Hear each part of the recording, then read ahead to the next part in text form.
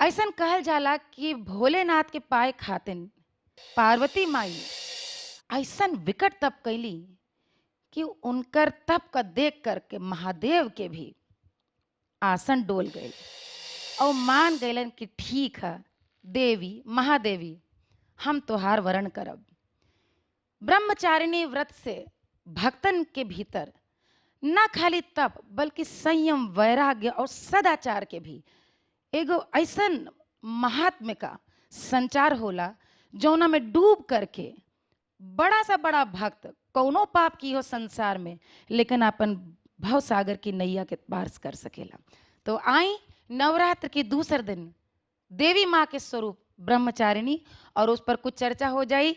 अपन स्टूडियो पे यहाँ विराजमान परम आदरणीय आचार्य पंडित रामचंद्र दुबे जी से। पंडित जी आज माई के स्वरूप के कौन महिमा बखान करिए? बैठे ना जी रहुआ बताएं। माई के दूसर रूप दूसर मूर्ति जौना के नाम ब्रह्मचारिणी हो। आज हमन के दूसर का दिन उन्हीं के पूजन के अनुष्ठान करतनी जा। हमन के यहाँ 4 गो आश्रम होले, ब्रह्मचर्य आश्रम, फिर गृहस्थ आश्रम, फिर वानप्रस्थ, फिर संन्यास।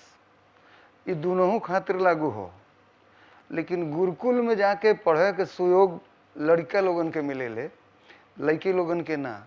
लड़की लोगन के शिक्षा घर में होले, महतारी बाप देले पहले के। और धीरे धीरे वही गुरुकुल परंपरा के अनुसार चूंकि वो लोग पढ़ले वाले यह नाते बिटिया के शिक्षित घर में करेले। चूंकि गृहस्थाश्रम में जाए के संकल्प रहल पार्वती जी के, ब्रह्मचारिणी रूप धारण कैलिन का है, अर्थात जब तरुणाई के अवस्था से ही, बचपन से ही जो न भाई कहत रहलू हो संयम और मर्यादा के बाद, उहे रूप एमा बा।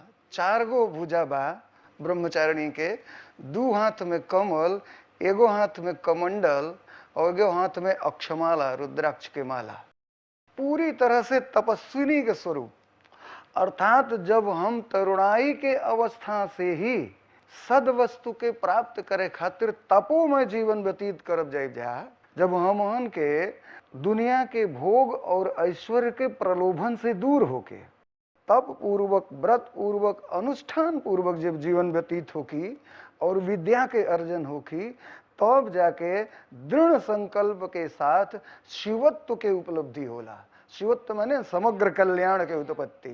तो यही नाते नारद जी के उपदेश मान के ब्रह्मचारिणी स्वरूप में महामाया स्वयं बरऊ शंभु न तरहु कुमारी, कोटि जन्म लगिल रगरी हमारी, माने दृढ़ संकल्प के साथ जब हमन के पहले गृहस्थाश्रम के जाए के पहले विद्यार्जन भी करी, दिव्यार्चन भी करी, तपोमय जीवन व्यतीत करी, मर्यादा में रह कर अनुष्ठान करें, तो आगे गृहस्थाश्रम में सुखी, समृद्धिशाली और साथ ही साथ परम कल्याणमय हो जाए। कितना धन्यवाद दई।